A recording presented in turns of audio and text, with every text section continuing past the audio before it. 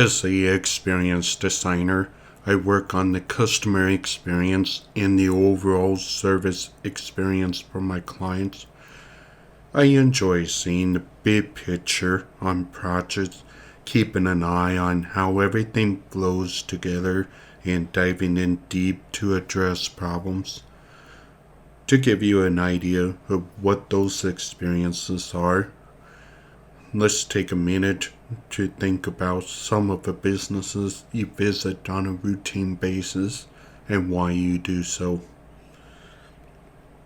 What I had in mind is one of my favorite local restaurants that does fantastic nachos. I know I can get a consistent amount of meat and cheese on it, and the chips stay crisp rather than collapsing in a sad, quivering mess after like 5 minutes.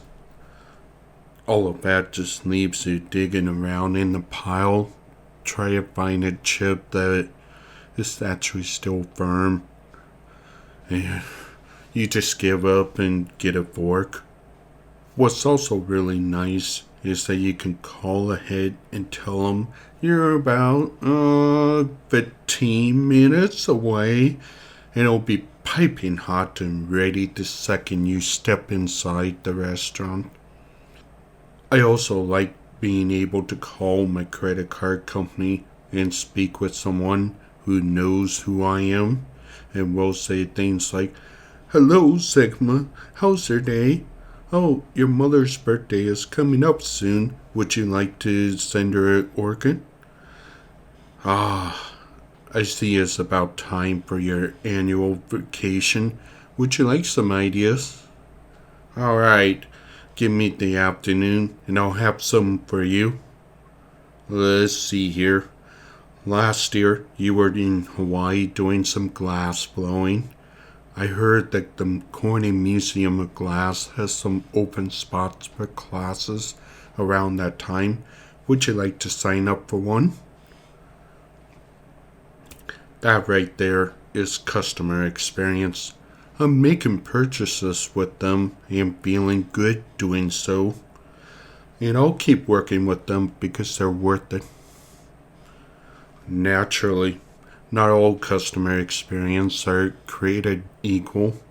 It's a little bit like dating, really. You get the sort of person who's only out for instant gratification and you never hear from them again afterwards.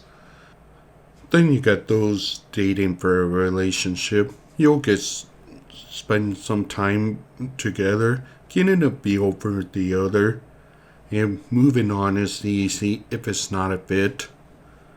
This is pretty typical these days. Customers will try out a product or service until they believe they should try something else. Finally, you got those dating for marriage. They're out there looking for that one brand or service to settle in with for pretty much their entire life. I gotta be honest, I'm one of them. If you've ever seen me in real life, you'll know that I'm proudly married to the Duluth Trading Company. I enjoy their products. Their shirts feel great. The pants are durable and dry quickly. They've got great customer service, and the commercials are funny to boot.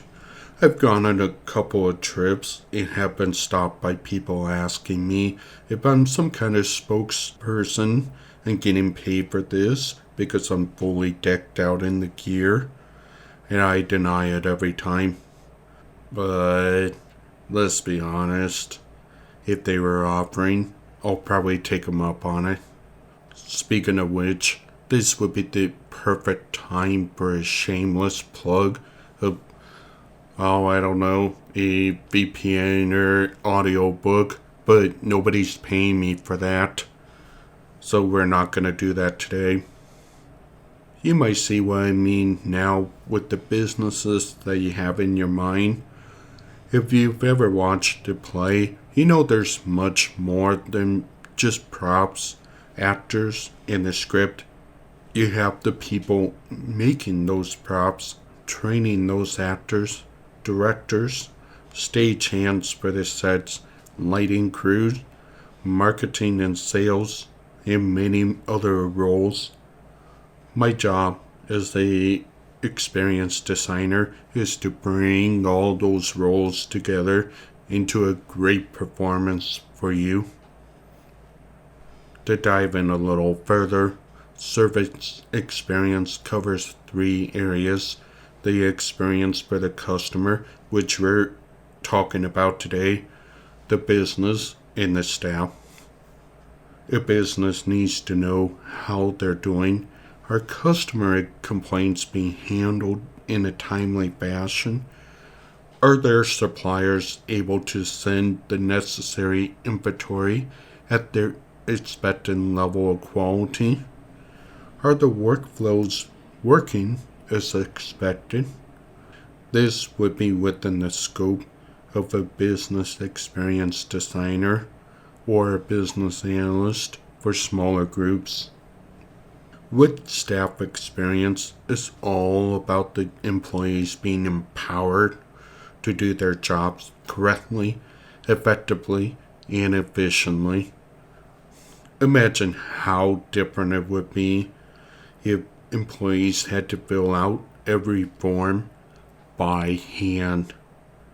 If in order to provide recommendations on trips, your rep had to reach out to the locals all across the world to get their input rather than having integrations with those communities, they'll wear down quickly, your service would be slow, and in some cases, completely wrong.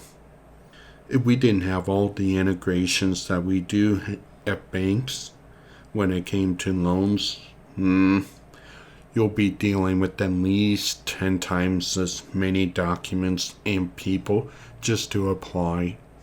That ties into another critical factor of staff experience: culture. You might be familiar with the stories of companies like Zappos or Disney going above and beyond with their customer service. The employees are given budgets to make the magic happen or receive very intense training so they're no longer just a person in a suit. Instead, they transform into Goofy, Gaston, or Tinkerbell. If you're considering making the leap into customer experience or service experience, I do hope that this video has opened your eyes to what is all around you: the stores that you visit, the service people you call, and the websites you visit, along with the people building the software that you use, the culture champions in your company, and the workflows you follow. It's okay to not know how everything works at first. Use this opportunity to ask, do some research, watch videos, and stay curious. I would be very delighted if I got to work with you in the future.